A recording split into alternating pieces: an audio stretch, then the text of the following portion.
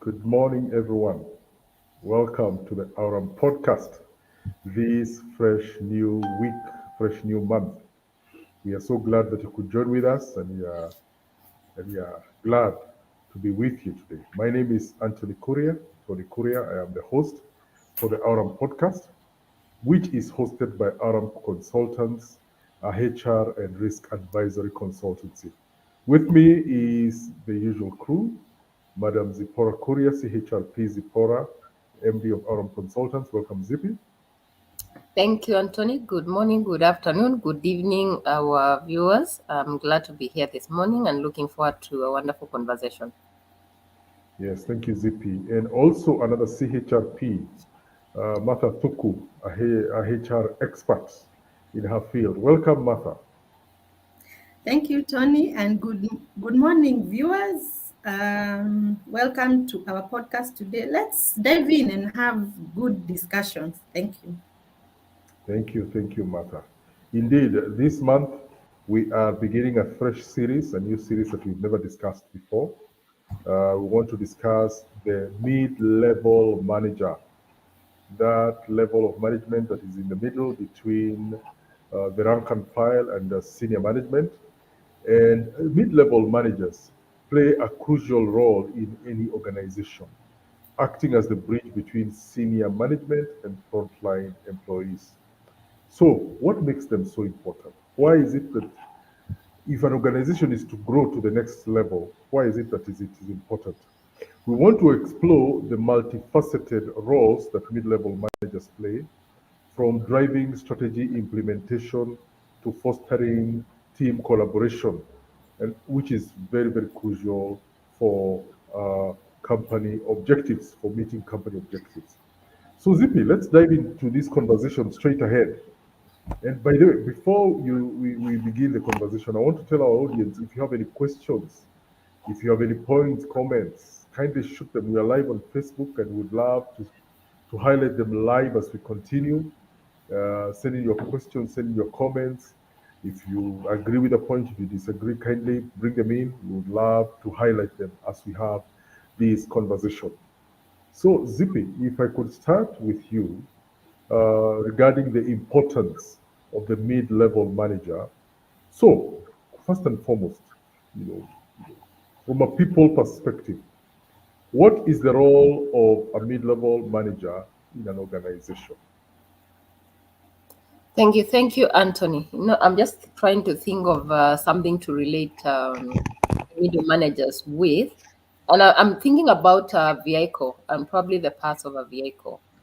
And I think when I think about a vehicle, you have many parts in this vehicle. You have the tires, you have the body of the vehicle, you have the seats, you have all these things. And one of the things that you definitely need for the vehicle to run, you need the engine and the oil.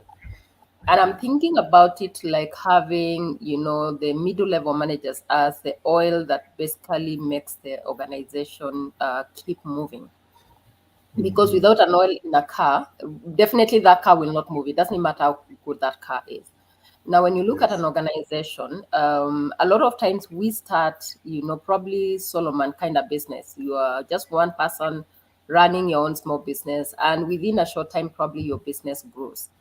And you start realizing as your business grows, then you start needing to, bring in more people. And before you realize you have people who are starting to rise to leadership levels.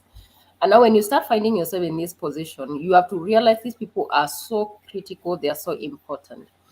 I like learning from, my own life examples. When we started running our business, it was just me, and over time we have grown to the point where we have managers actually within the organization. And what I used to do then, I have had to actually let go and delegate so that I can probably think about more strategic aspects of the business. And what does that mean? It means these people are so critical and their role is so important in running the business, because they are the ones who keep things moving. They are the ones who keep the operations of the business moving. When you look at a bigger organization, probably you will find there are quite a number of layers of the, managers. Maybe there's the upper, the middle, and the lower, depending on how big the organization is. And you realize at every level is so critical, because if things are not synchronized, they are not aligned, then the business will start having cracks. So I would say in a nutshell, Anthony, that role of middle level managers is so critical to helping the business operations move and move towards the right direction. These are the people when you come up with strategies.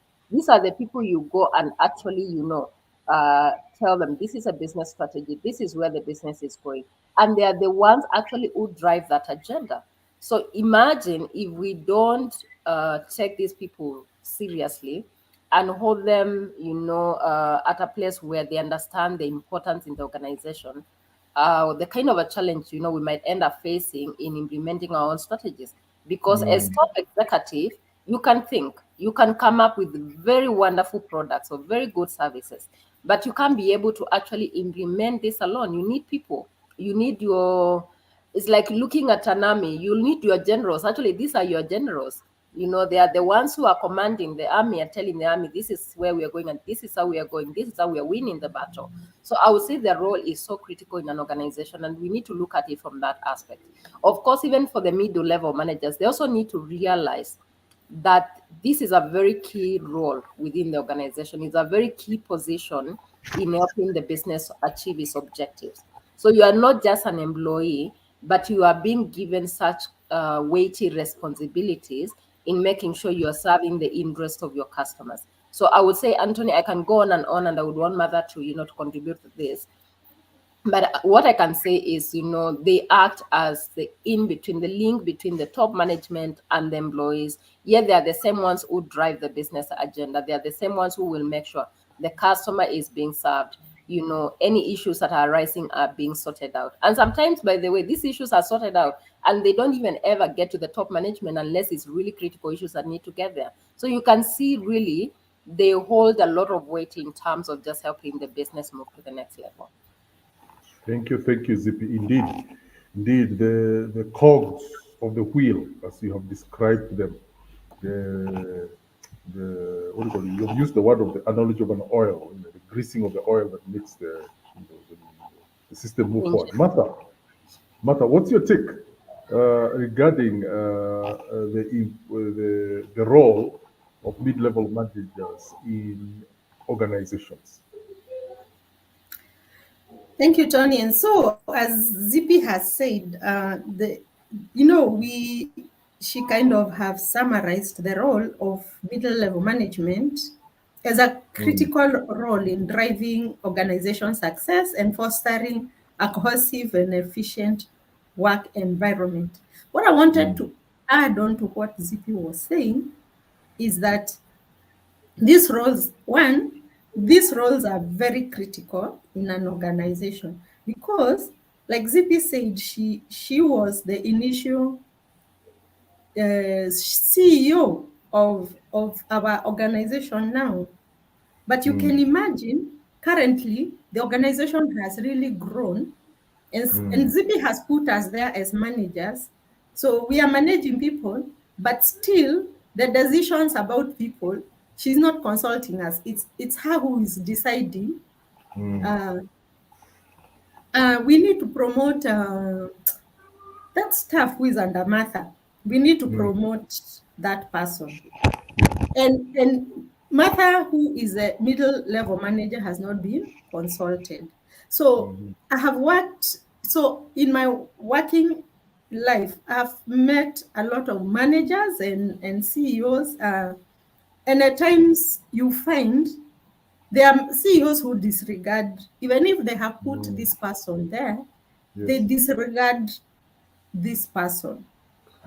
So in terms of like when there's an organization when we are maybe we are doing performance appraisal, and then we used to use that process to promote or add salaries.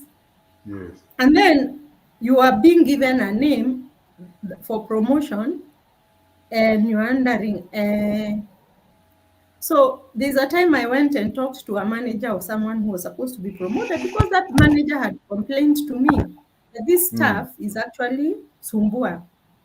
but I'm seeing them in the promotion list. So when I went to talk to the manager, I told the manager, then you are not consistent because you told me A, B, C, D about this person. Can I see how you have reviewed them? When I saw the performance appraisal, it was really bad. So I asked them, how did they reach the list of promotion?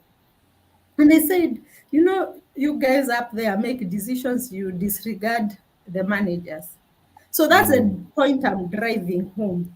The mm, middle level manager, as Zippy has said, that person is the glue. They are also actually the human resource person mm, in their department. They're the mhm, ones who know the performance of each of their staff. They are the ones who know the issues happening in their department. So when you are a CEO and with your top people there, just make promotion decisions. You make decisions up there disregarding this middle-level manager. One of the things that would happen is, first of all, that middle-level manager becomes uh, not motivated because their decisions are not being considered, and B, you end up promoting the people you like, not necessarily because they are performing. So I mm. wanted to add to ZP that it is important that CEO realize the importance of this role, and B, it is important that you give them autonomy to make decisions in their capacity for their departments, because then they're able to tell you what is happening, what is going on, even the performance of their department. They are the people you can reach to and find Mm. out how the organization is going, because if you don't do that, there'll be no efficiency, there'll be no fostering of efficiency in the organization. They'll not be the ones driving. So you are there, you are driving your car without oil. That's what I can say. Yeah, yeah, Yeah. yeah. Thank, Let me just say something, Anthony, before you come. And Martha, you've brought in a very good point where we delegate to these middle level managers, but we don't give them authority. We don't give them any level of decision making.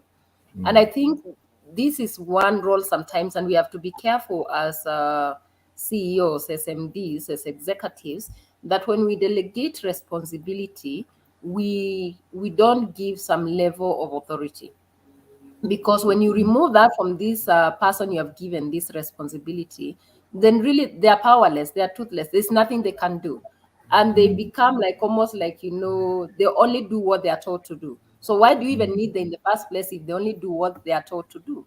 One of the things I've learned, when you delegate responsibility, you have to delegate authority as well, but you also have to hold people accountable. So you have to put some systems and processes in place that would help you manage your middle level managers or anyone in between the people on the ground. Because when you don't do that, what happens? Then these people start feeling frustrations, then frustrated. Then you start making decisions on their behalf. So very important. Again, and probably we will discuss this as we go along. The question becomes, then you have given me this responsibility. How do you empower me to take it up? Maybe I've never been a middle level manager. Maybe I've never led anyone before. What is expected of me? How do I even get to do what you're expecting me to do? So I think, just to emphasize on what Mother is saying, it's important for us to make sure, as we are delegating, we are also giving these people some sort of autonomy, and they're able to make decisions. And of course, consultatively. Sometimes you, of course, don't expect them to make decisions that have far-reaching implications to the organization, but you have to kind of slowly build them up into it. So I would say again, it's a level that sometimes it gets a lot of pressure from both the top management and the staff down there as well, and they are squashed in between. And I think, Mother, if you've ever been a level manager, you understand what I'm saying. There's so much pressure from every corner, and sometimes you feel, I can't do this thing. I'm caught in between. It's too difficult. But again, how do we help you overcome some of these challenges? And I think that's a conversation we need to have. Back to you, Anthony. Yes, let me add that, and it's a good conversation because The other area that I realize can also be damaging for the middle level manager is that you, as a CEO, you have given someone that you are the lead in that department or in that team, but then you have someone in the team who is like what are they called, a spy. I don't know what to call them. So you are Yes. the CEO, but you have a buddy in the team, Mm. meaning there's nothing that this manager can tell that person because them wako na, what is it called, wanajuana huko majuu, Mm. unaelewa? Yeah. So they are untouchable. So even when they are not performing, they, even if you are the CEO, you are told they are not performing, you will not agree because you want that person there for some reason. I find that so unethical. So the things that you are learning from this person could be even, personal issues. And you hold them so dearly and you judge the manager with that. And maybe this person is even at a very junior level. They don't even have the qualifications that that manager has. They don't understand the business, but they are there kind of witch hunting. Let me Mm. call it witch hunting. So you find the CEO is like a lion without teeth, because at the end of the day, you find the manager, that manager is like a lion without teeth, because at the end of the day, the decision the manager will make will not be taken into account Mm. when push come to play. Mm. So it's such a danger. I really feel for managers, for middle level managers, because they can find themselves at very outrageous situations where the people they are managing are more stronger than them. Mm, And Martha, mm, just to pick on what you've just said, that brings up another issue of trust, because if you're going to put managers into a position of authority and power, then you need to put people there you trust, people who represent your interests as a CEO. Because if you're going to put someone else there to kind of spy or overlook your manager, then clearly your recruitment strategy is wrong. You don't have mm, the right people in the right positions, and you will have challenges. And like you're saying, Martha, this actually starts to bring a lot of conflicts within the organization, because this person who has been placed here, like you're saying, will probably not listen to the manager, or they become untouchable. And this brings a lot of antagonizing for the team, because as a manager, I always feel that I can't tell you because you are affiliated to the boss. And on the other hand, the question becomes, as a boss, why am I doing this? Is a serious issue of trust or mistrust. And I think you need to relook back at your recruitment strategies. Are you recruiting these managers? If you're promoting from within, Mother, you've given an example where someone is promoted but not from merit, you know, if you promote someone and it's not from merit, definitely you will have challenges. Another situation I've seen, Mother, is where you find the manager, they have team members who are probably way more skilled or maybe way more experienced. Then how do you bring in this balance? How do you make sure, this balance, between the team leader and the people they are leading? So I think, again, just a challenge to, to business people and to CEOs to rethink and to relook at how we do our promotions, or how we do our recruitment for our leaders. indeed, indeed. Wow. Already it is getting very interesting for just at the beginning of our conversation, where basically what we are saying is that, like Zippy started, you are probably a sole proprietor. Then you have hired a number of people. So you are the one who is supervising them while making executive decisions. And then, if as your organization keeps growing, now you realize you need people to assist you. You need to delegate. You need to have people that you trust, that are qualified, that are good enough, capable, that you can delegate authority to, so that they become mid-level managers between the frontline staff and yourself. So, from what I'm hearing, Zippy and Martha, even as we move to the next point, is that for that process to be smooth, then the CEO, the director, the executive running the business, then as you start delegating, then you have to start you have to think processes. You have to think processes. If you're from what I'm hearing from both of you, Martha, from where you've been, your experience in the corporate world, Zippy, your experience. So what you're saying is that for the role of mid-level managers means that when you have them, then you're already, whether you like it or not, you're already starting to have some form of processes. And from what Martha is telling us is that when you have a manager who is having a snitch in a department, it is a failure of processes, whether it is reports, whether it is understanding what's happening on the ground. You as a manager, you're circumventing your own processes by having a snitch, somebody to go in there and look at how the manager is doing their work. And that is how many businesses in Kenya, unfortunately, are struggling because there is no formality. You have put somebody, and Zippy, you and I are there. We see these kind of things what Martha has just described are things that pop up. That the mid-level manager, since there are no strong procedures and processes, then we have that kind of ad hoc, snitches, as it were, people who are in positions they untouchables, they cannot be touched. They are playing a role that is not on the JD. They have something else they're supposed to do beyond what the JD says. Now, briefly, Zippy, what skills should someone have as a mid-level manager? There you are, you're in the middle of top management and the rank and file, the frontline staff.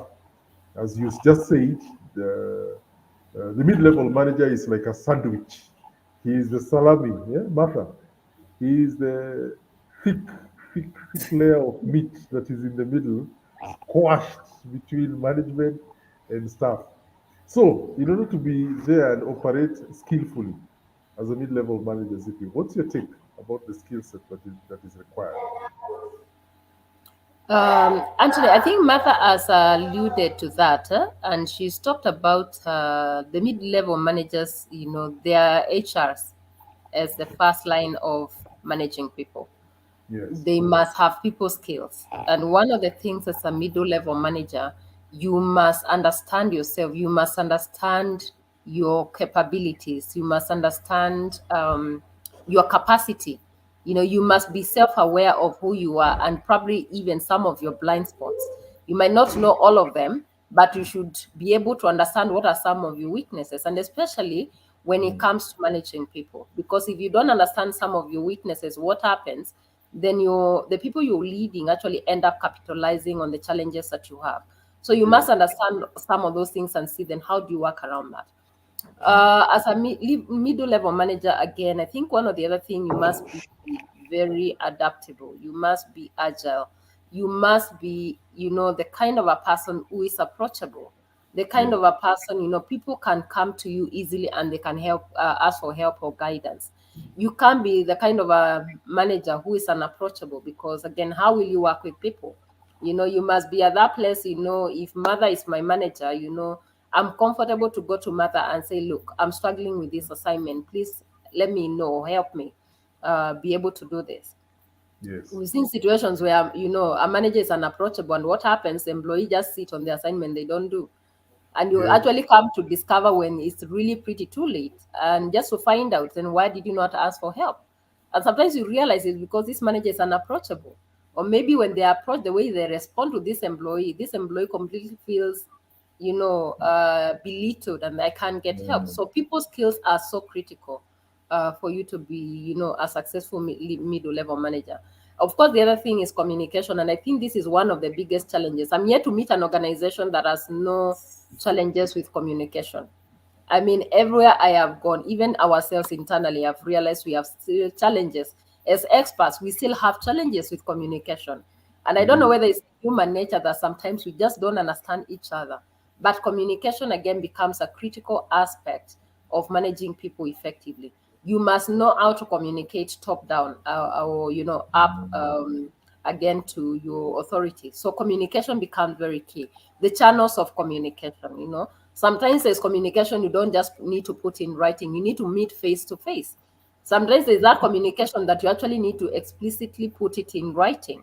So, Yes. choosing your medium, choosing your channel, choosing how to communicate, the time and the place becomes very critical for the effectiveness of the message you want to pass across. And as a middle level manager, again, to have a team that is thriving, to have a team that is, having team cohesion, then communication becomes a very critical aspect, or a very important skill for you to have. Of course, you must understand the work. One of the things we keep on saying, you can't be the one who is always telling people to do and you can't do the job yourself. If Yes. say, I'm telling, one of my managers, I need you to handle the disciplinary process and I need you to handle it from A to Z. I can't just say, and I have no clue how to do that. I must be the greatest example to this person I'm leading. They must be learning from me. And even if they are going to do better, I must have, a clear understanding of this responsibility. And I think that's why you find probably sometimes as CEOs, you find you are jack of all trades. You do so many things because in the process, you must understand the different processes of getting things done so that, again, when they are not working, you can understand where the challenges are coming from and you can help your people. So I think that Yes. would be my take in terms of, some of the skills you need to have as a middle level manager. Thank you, Zippy. Martha, Zippy has alluded about communication, and I'm sure you've seen this over and over. How many other skills do you think a mid-level manager needs in order to survive that squashing position? Thanks, Tony. And to add to what Zippy has said, I think she has kind of covered most of them. Let me add leadership skills. Uh, for me, the mostly the skills of a CEO, the the middle level manager is kind of the CEO in their department. So really, they carry the skills of a CEO. For example, leadership skills, which are really critical in a CEO, it's also needed to this little middle level manager because they are the people who have the ability to set clear vision of their department. They are the ones who need to communicate effectively. They are the ones who need to motivate, like we have said. They are the human resource in their capacity. So first of all, I wanted to put a disclaimer here. You need to remember that the HR department or the HR business partner or whomever you have there in the HR department is just a facilitator. They are not the ones who are going to the departments and getting the bad people or getting to analyze people. They are just they are the ones who kind of act as a catalyst between the employee and their manager. So this burden is in the middle level manager. It is not in the HR department. And then also the middle level manager also gives constructive feedback to the CEO. So that leadership skill is important. It helps promote teamwork and such things. So they should be strategic thinking, meaning that they know the strategy of the organization and they know their bit in that what they are going to put in their from their department to that strategy. So they need to understand that bigger picture and then analyze the data, the trends, like just a strategic CEO needs to be. Also, in solving problems in their departments, as I have said, the departmental problem solving, it does not lie with the human resource. That position is with the middle level manager. When they need the HR person, they can call them in, but really they are the ones who actually are the ones who can come into that. And then also, I think ZP talked on relation building. So they need to build very strong relationships with the CEO so that they can get to be trusted, and B, with their staff. so that they can get buy-in in whatever it is they need to implement. A critical skill that is normally missing is emotional intelligence. So it allows that person, or emotional intelligence allows everyone to understand the people they are managing without having my feeling. What are they called? Emotions.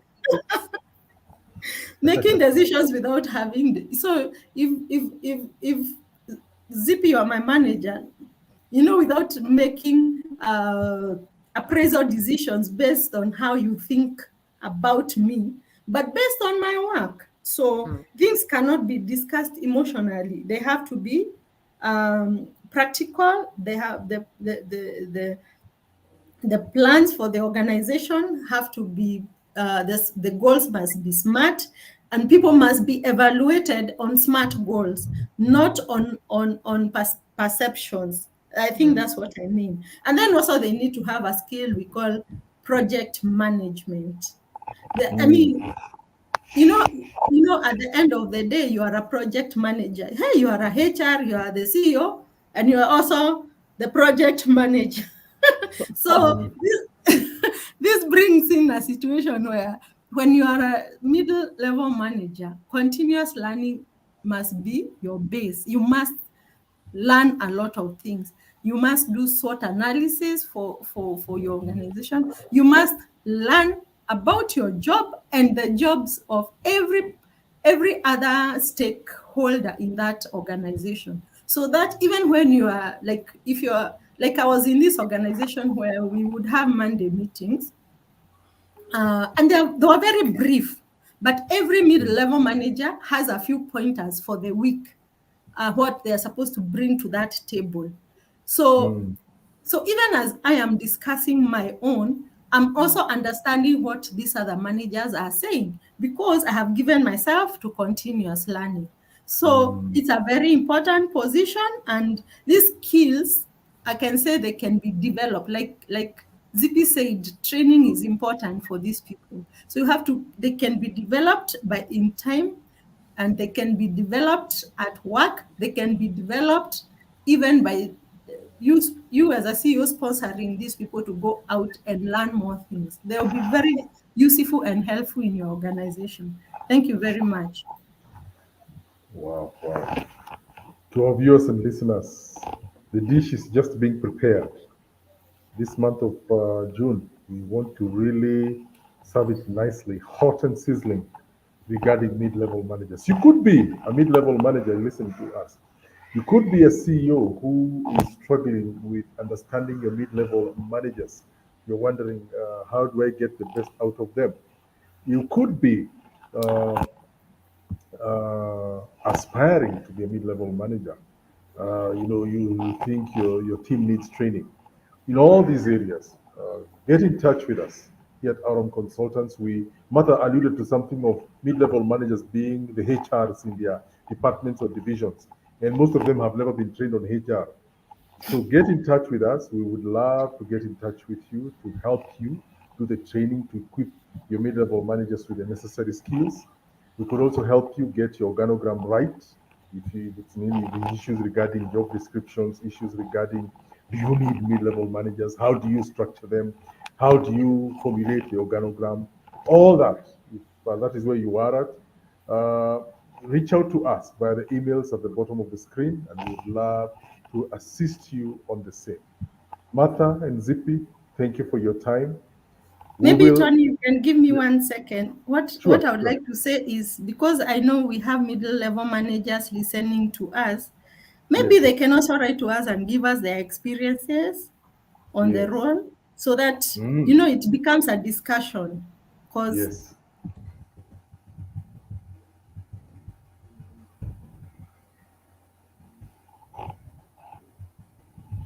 Okay. Looks like Martha hung there a bit. Interruption, but as she said, if you're a mid-level manager, you've listened to this podcast and you would like to discuss your role a bit better, you want us to discuss facets of what you do a bit better, write to us. Our email is down there, consult@aurumconsultants.co.ke. You can also reach out to us via email. We also are on Facebook, we are on LinkedIn, we are on YouTube. You can also get in touch with us on the same. And even to managers, even to directors, entrepreneurs, you'd like to know, you'd like to reach out to us regarding this issue or things that you'd like us to discuss within the topic of mid-level managers, reach out to us and we'd love to help you. So having said that, thank you for being with us. Thank you for taking your Saturday to join with us. We're so glad that you joined with us. And we look forward to continuing this discussion next week. So make sure to be with us next week, next Saturday, same time, same place. Having said that, have a wonderful weekend and God bless you.